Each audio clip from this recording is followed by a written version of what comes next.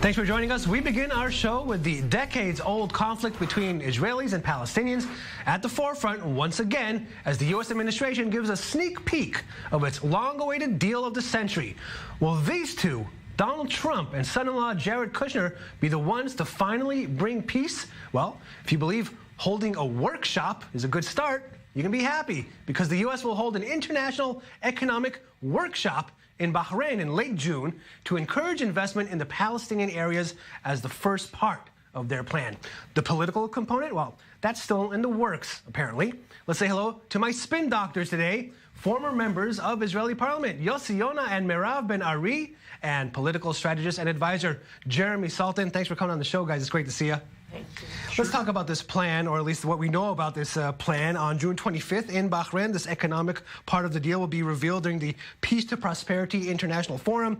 It's not clear when the political part of the plan is going to be released. They're going to discuss Palestinian economic governance, human capital, and private sector growth. We know that the U.S. Treasury Secretary Steven Mnuchin will be there. We don't know who's going to be there from Palestinians, if they'll even come at all, but maybe from your party, Kulanu, Finance Minister Moshe Kahlon, if he is going to be finance minister again. We don't know that as well. What's your reaction to this, Merav, this strategy of economy first? Should that be a smart move? Well, I think it's a good idea because we already saw in the last 4 years that we saw that there is economic issues that Israel and Palestine are dealing with.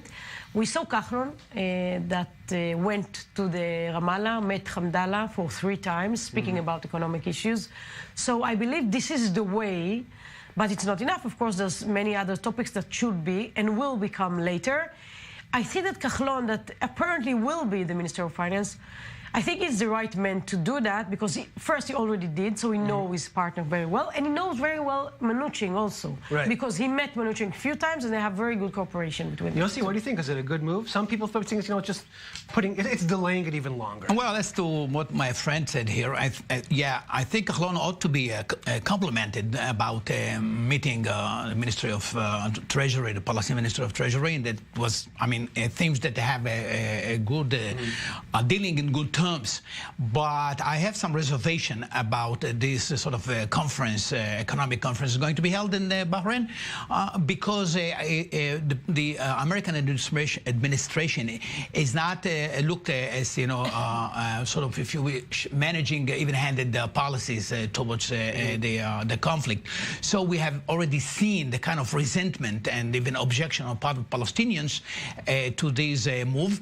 And let me add, the very fact that it is being held in a different country, Bahrain, it seems as if the American, and this would not be a good omen, trying to bring Arab countries into the initiative, so as to push pressure on the Palestinians. I don't think the Palestinians would appreciate that move very well. We have to go for a break. We're going to let my guest, Jeremy Saltan, weigh in when we come back, and more with my guest on the trouble the Israeli Prime Minister, Benjamin Netanyahu, is having forming a coalition. We're going to talk about that as well. Stay with us. We're back on the spin room with my guests, Merav Ben Ari, Yossi Yonah, and Jeremy Saltan. Jeremy, I want to get your take on this of, economy first. Some are saying it's careless to present a deal when one side, the Palestinians, won't even consider looking at this. What's your take? It's interesting because in previous administrations, when it was exactly opposite, and Israel was the one who was taking the Palestinian side, we did not hear those same voices. It's an interesting thing. I think in general, the idea of having economy first makes sense to me. I think it's a rational thing. Again, if you're able to get people like Moshe Kahlon, the finance minister, both outgoing and most likely incoming into the next government, to agree to that type of a thing, sort of like the finance minister is becoming the new foreign minister even with that type of thinking. So I think overall it's a good idea, and we're trying something new. After all, the last 30 years went beautifully without any issues at all. You want to say something? Yeah, I think because, you see, there is some kind of suspicion, and I can relate to it on part of the Palestinians saying, well, look, it is not as if economy first. It is economy substituting political arrangement. This is, I think, that the fear among Palestinian leaders. Now, I think it is in our interest. It's not that I'm here, of course, representing the Palestinian interest. I think that we wish to put an end to this conflict conflict. So putting an end to this conflict is not just, relating to economic issues. It is a major political issue that ought to be addressed. And it seems that is the American administration trying sort of as if to ignore it, to step aside, the real issue, and saying, well, we're going to have the Palestinians to be content only with economic peace and not with political peace. I agree that the economic plan would end up having a much higher upside for the Palestinians than the Israelis. I mean, our economy is doing fine. Yeah. This idea to start with the economic stuff, this is into the Palestinian interest. Merav, do you think the Prime Minister is looking forward to this? He's happy about this? I know why Jeremy laughing, because I know, because I think I can understand, because I don't think that is so in favor and so happy for that, but this is the friendship between him and Trump was, it was leading for that. He was always speaking about that, Trump, when he spoke with. Which means that now he can't say no to him, right? Yeah, he can't say, and he won't say, because he got, I think, the embassy in Jerusalem, the Ramat Golan, all these steps will move to this situation. We tend to some kind of belittling the importance of honor, and we are, especially Jews, and we are a very proud nation, and we are proud Zionists. And we consider very much, our national pride. So to come to someone and say, well, look, how about if I give you food, but forget about the flag? That would not go. No, I think even with us. Well, this is how you start, and then we already have some responses from the Palestinians. Here's what Palestinian Prime Minister Mohammed Ashtaya said today. Let's listen. The cabinet stresses that it wasn't consulted about the reported workshop, neither about the content nor the outcome or the timing. It clarifies that the financial crisis that the Palestinian National Authority is living through today is a result of the financial war that is being waged against us in order to win political concessions. We do not submit to blackmail, and we do not trade our political rights for money. Jeremy, Yossi just mentioned the word honor before. I mean, how can this plan or these efforts be taken seriously when the Palestinians aren't even being updated or consulted about this Bahrain conference? They weren't even told about it. Hold on. Last I checked, it's the PA that's boycotting the U.S. administration, refused to sit down with them to even hear what's in it. So, I just find that to be quite amusing. I really do think that, we were talking before about what Netanyahu thinks. I think right now Netanyahu's like, thank God the PA won't even sit with the Trump administration. Like I said just, 2 minutes ago, the economic plan is going to be much better for the Palestinians. The Israelis don't even need it. I think Jeremy is completely right, because the situation, the economic situation in Israel is quite good.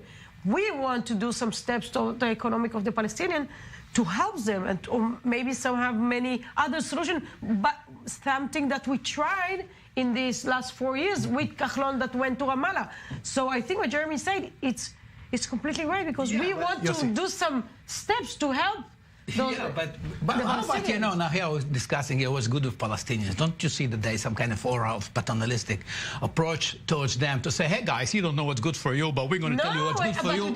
The economic issue. They're part of the delegation, the part of the... But still. And I want to, with your permission, also to relate to what my friend Jeremy said here. But remember, the fact that Palestinians don't want to sit with the American administration, because the American administration has been taking some steps that favoring to Israel without even consulting the Palestinians, and they don't no longer see the American administration as a fair mediator. This is the problem. Yes. So again, if one side's going to sit with me, the other side's not going to sit with me. So I think what I'm going to do is I'm going to favor the one who wants to sit with me. Again, it's just sit down and disagree. Convey your position. Yeah, but it is just remarkable. Or maybe try to sit down. They're not even sitting. But can you understand at least some of the anger? I mean, they didn't get any carrots from the U.S. government. They only got sticks. They were cut funds. The embassy moved. The carrots come when you realize what the consequence is if you just continue with the sticks. But like you have to have a realization on the Palestinian side that maybe at this point their strategy is not working and they should try a new one.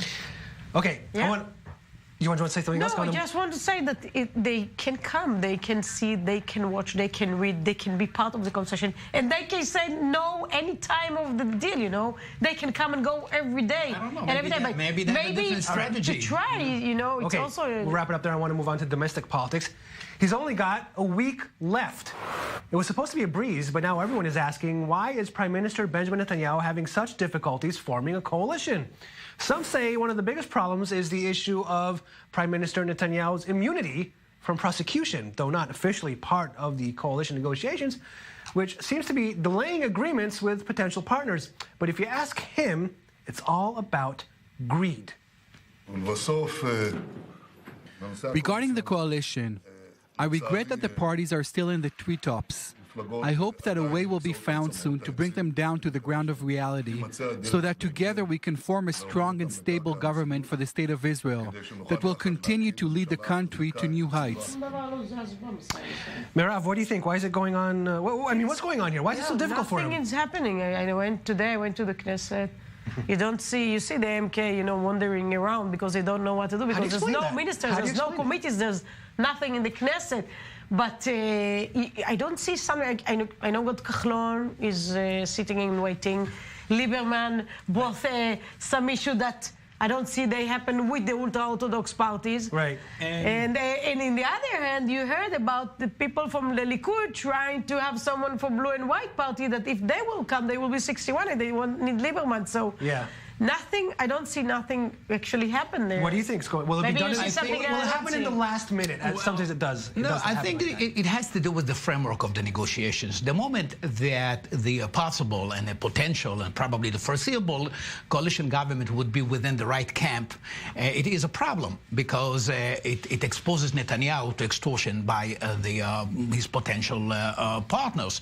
And so they're trying to get as much as possible from this framework, understanding that he does not have much other possibilities, and so he has to yield to them. This is how they believe, especially considering the fact that he has been indicted, and that puts him in a very, very fragile and a weak position. Well, he hasn't been indicted yet. I mean, that charges have been brought against him. Yes, pending a hearing. And I think that puts him in a very fragile position. I want to just show you. I brought up the issue of immunity before, and I want to show you a poll that was done today by Walla, the news website, asking, do you support or oppose granting the sitting prime minister immunity from prosecution while in office? Here it is. 56% oppose that, and 33% support it. Jeremy, does the prime minister really want to go ahead with this if a majority of the country seems to be against it? Well, again, he'll go ahead and say, I just saw the election results, and they were very different than the polls. So that would probably be his rebuttal. I think that what we have now is, for the majority of the parties, and as you know, I have contacts in all of the parties in the coalition, for the most part, most of the stuff are finished. There are a few points that each specific party is fighting on. I pretty much feel, and as you know, I've been part of coalition negotiations with Netanyahu in the past, that this is going to go to the last minute, to the 90th minute, as we like to say here in Israel. And there's no real reason for anyone to give up anything at this point in time. I think Shas signs first, then UTJ, then Kulanu, then Israel Beitenu. I actually think the union of right-wing parties will be the last one to sign because of the question of Justice Minor going to Smotrich. Right. I think that'll go to the very end. Yossi, but back to the issue of immunity. I mean, the left is screaming that this is basically the end of democracy. Is that taking it a bit too far? I don't think so. You see, because I think indeed the future of democracy is at stake. You know, because this thing about immunity is just a question of our personal immunity, because it has some ramifications as to the very nature of our future democracy. I mean, what I'm talking about is division of powers. You know, this is a very essential character of advanced liberal democracy, and the overriding clause that, you know, being now in the center of discussion, it is as if it is a small thing. So if a law like this passes, you would say, if people asked you, is Israel still a democracy, your answer would be no. No, I wouldn't say that. I would say Israel would become a majoritarian democracy. Explain what that is. Can you explain what that is? Because you see, in a liberal democracy, you have this division of powers. Right. You have the authority of the court, you know, judicial review of laws being passed by the parliament. But a majoritarian. Exactly. Now in the liberal democracy. Okay, but now that aspect aspect, it might be a compromise, and this is the worry, because we have seen, just one comment, around the world that a lot of liberal democracy that have been liberal democracy is changing their nature, the character, and becoming authoritarian democracy, democracy. There are still liberal and Democrat people at the Likud party. We should say, and we should mention that there are MK who are going out against this. For example, yes, so of course, if the objective they're not happen, they're not enough, are they? Are they enough? Yes, but I don't. First, you heard the Yariv Levin that dealing the negotiation of the coalition that said that it won't be part. Do you believe him? Yes, I believe Yariv Levin. How it can happen? Wait, it can happen, but probably by some private bill that Bezalel Smotrich can bring, because I see that it is one of his top main issue. I don't understand why. I don't understand why Bezalel are so in favor of that. Like maybe if the some kind of compromise. I don't know. Yes, but why? One of the things that I understand that they're talking about right now within the coalition negotiations is to just have an amendment that repeals the 2005 amendment and just puts us to where we were beforehand. And I'm sorry if I, Yossi, I disagree with you. This does not endanger our democracy to repeal without adding a comma or a period to go back to the previous law. He didn't say he was against an immunity. I don't want to put words in your mouth. That you're against an immunity law in general. Just right. When it's so personal for one person. But again, and remember, I was on your show and I went on the record saying that I'm against, Netanyahu going in this direction. I stand by those words. Yeah. But to say that it's the end of democracy, I said it is transition from liberal democracy. I think we'll still be a liberal democracy afterwards. Israel is aspiring to be a liberal democracy by passing these laws. I think we are.